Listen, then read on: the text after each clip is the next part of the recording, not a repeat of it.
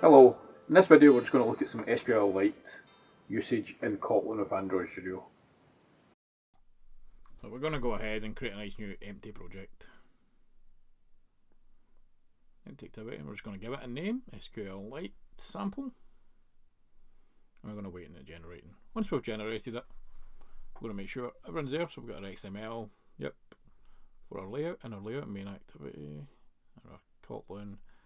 Then we're going to go and just give it a little ID on our text view, SQL data, just because we're going to use it later.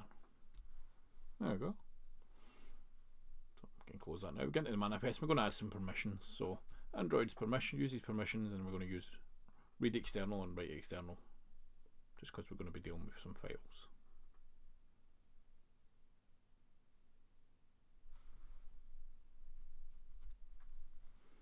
Once we're in there now, we've got into our main activity Kotlin file. This is our main activity for this sample. So we're going to go ahead and add some imports, just so we can work with files and we can work with the database. So I'm going to bring in the content values.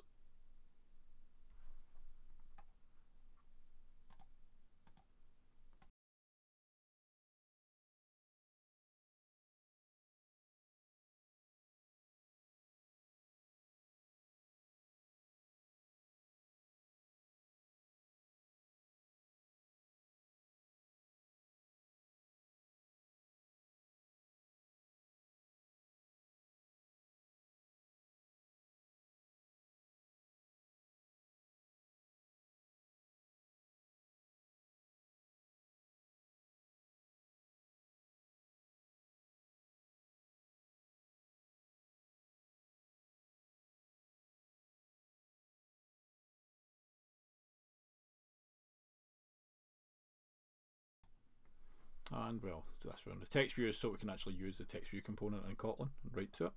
The log, so we can use the debug log or logcat, and the cursor, so we can actually use the cursor in the database to skip forward and back between records, or for looking at results in the SQLite database itself. So we can actually use SQLite file in the connection. So once we're there, we've imported our stuff. A few others in there. We're going to create some variables. So context is the context, and it's just this. That just allows us to access the context, which is redundant.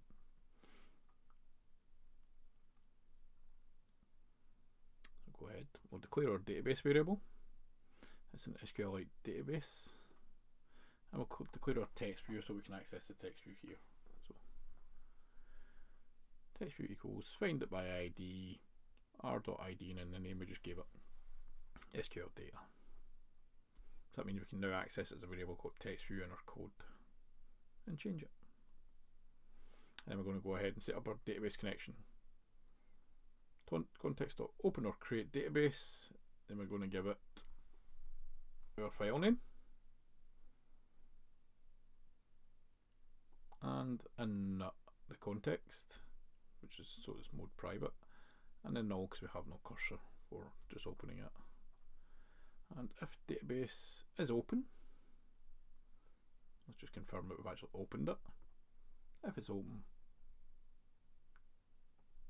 do something else, just record it in the log under the tag database so we can find it in our own log file. And database failed to open. I'll go ahead and put that in quotes correctly.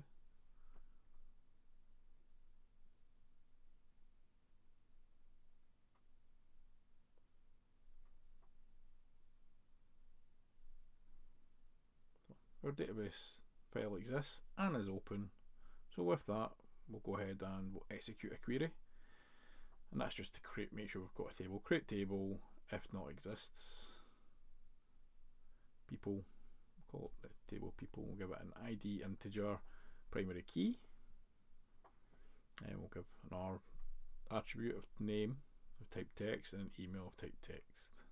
So that creates a table in our database if it doesn't already exist.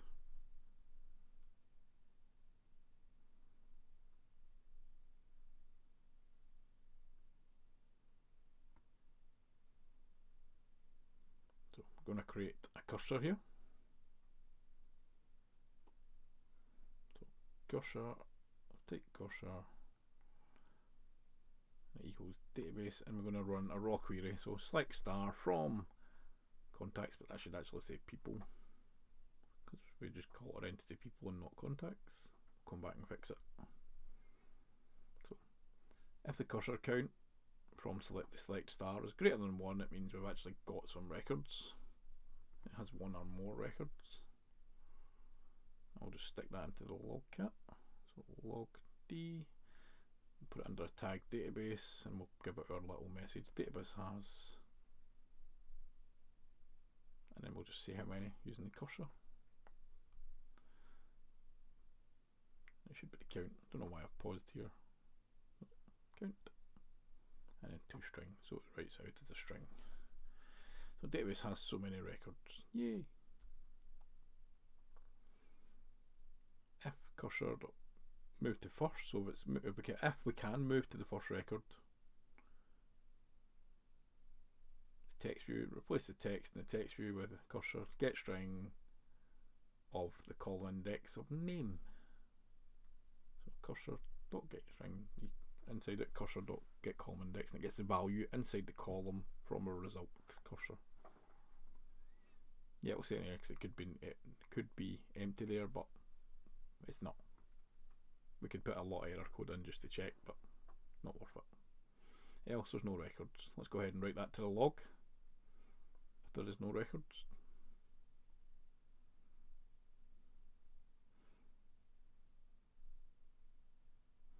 So we could write, and it's usually good to write useful error, so no records found but table exists, but we don't actually know the table exists, we never checked, and we're not actually checking the error, so just put no records found. And if there's no records found, let's go and insert one, because we want our sample program to actually do something, and it's nice to be able to see how to insert data. So in this one we're going to create a variable called persons insert, and it's of type content values. So this allows us to basically put it's a type of array. So and inside that put one of name as a key pair in this one, name, my name, and then an email, just a random email.